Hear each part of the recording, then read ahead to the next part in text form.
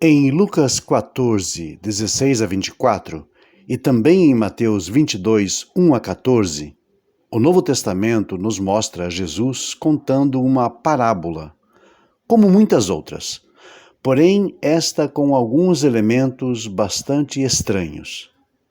Na história, Jesus diz que um certo homem fez um grande banquete e convidou a muitos. Entretanto, quando seu servo saiu a anunciar a festa gratuita, muitas pessoas começaram a se desculpar para não irem àquela grande ceia. Um dos convidados disse ter comprado um campo e que precisava ir vê-lo. Outro comprou algumas juntas de bois e iria experimentá-las em sua plantação. E ainda um outro que disse ter casado e que assim não poderia ir. Depois de ter exposto ao anfitrião estas desculpas dadas, a ordem emitida foi para que o servo saísse às ruas e aos becos da cidade para convidar pobres, aleijados, cegos e mancos.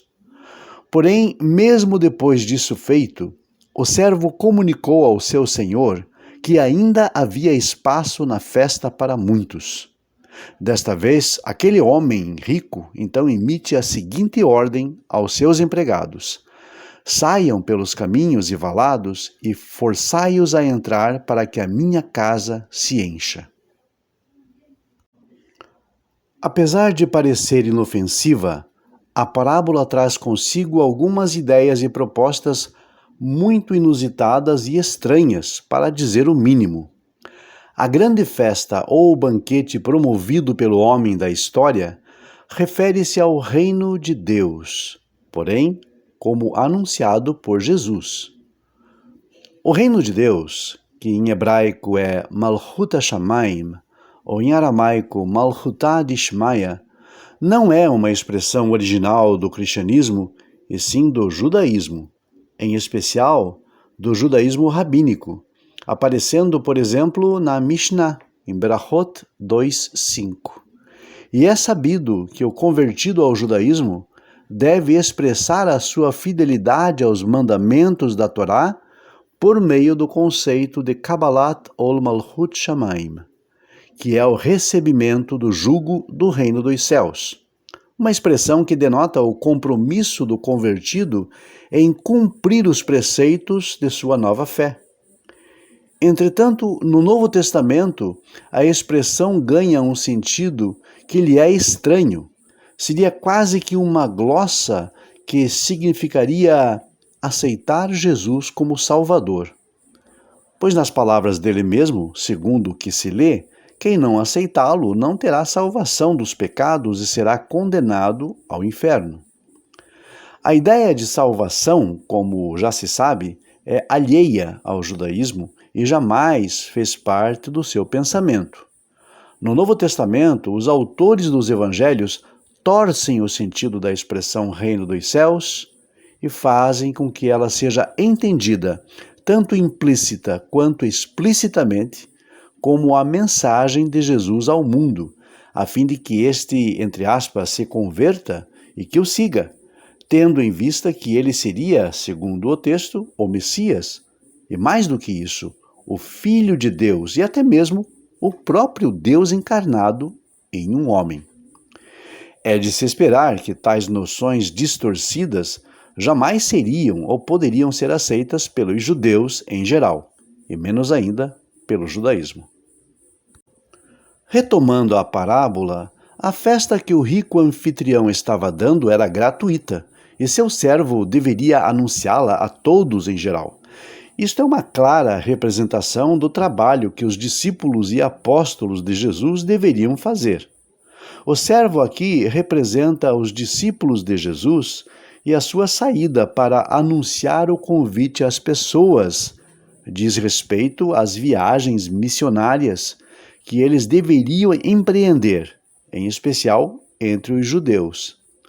Na parábola, os judeus são representados como as três pessoas que dão desculpas para não irem à festa, uma vez que a divisão tradicional do povo de Israel entre Cohen, Levi e Israel está aqui aludida. Para o autor do texto, a rejeição ao convite é algo que expõe maior interesse daquelas pessoas em atividades mundanas ou seculares, como o trabalho e a vida familiar, em detrimento do que lhes foi oferecido, isto é, o reino dos céus. Jesus, em sua narrativa, porém, parece ter esquecido, ou sequer sabia, que os judeus já nascem sob o jugo do reino dos céus, ao serem circuncidados, e em especial quando atingem a maioridade religiosa ainda na adolescência pela cerimônia de Bar Mitzvah.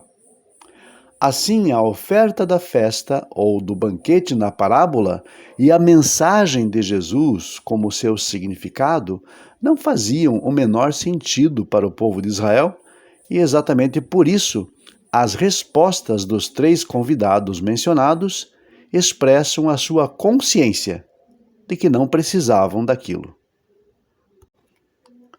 Depois da rejeição ao convite feito aos primeiros convidados, nosso texto diz que o servo deveria então chamar outros para o banquete, ou seja, aqueles que Jesus chama de pobres, aleijados, cegos e mancos em sua parábola.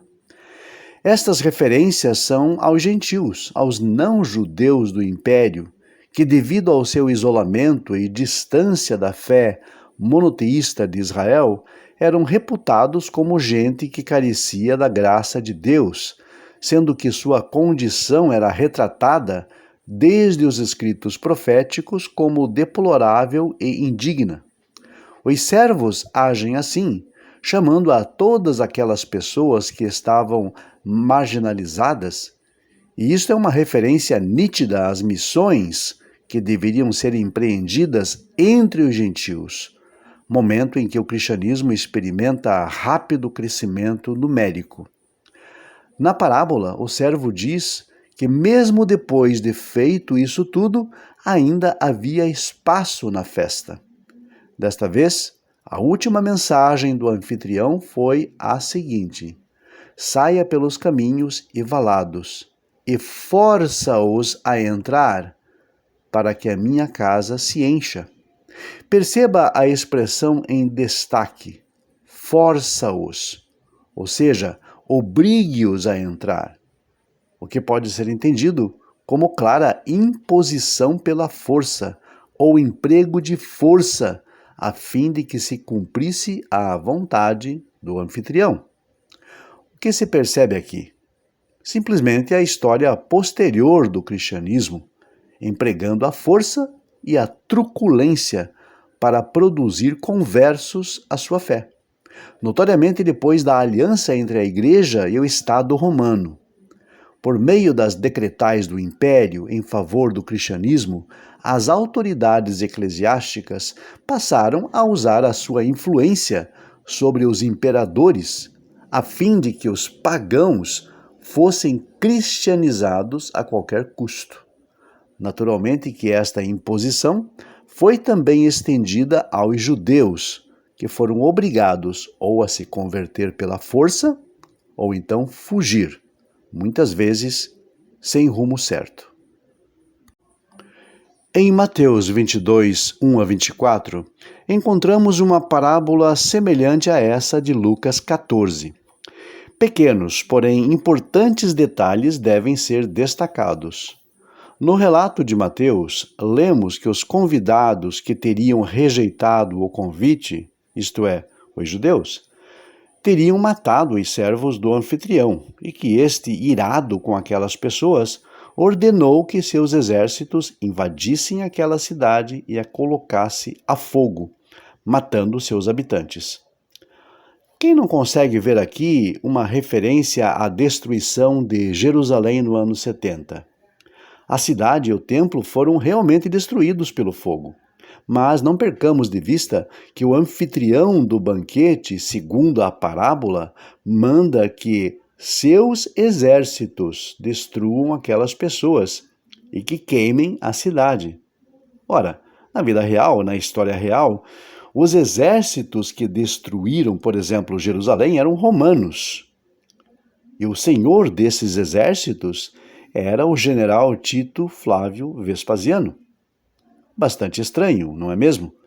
Pois é, analisando friamente os relatos dessa parábola, seja ela a registrada em Mateus ou em Lucas, o que se vê com nitidez são conceitos distorcidos do judaísmo como o reino dos céus, ordens explícitas de uso da força contra os não cristãos e uma alusão bastante estranha aos exércitos romanos, como pertencentes àquele anfitrião da parábola, que não é nada mais, nada menos do que uma figura do próprio Jesus.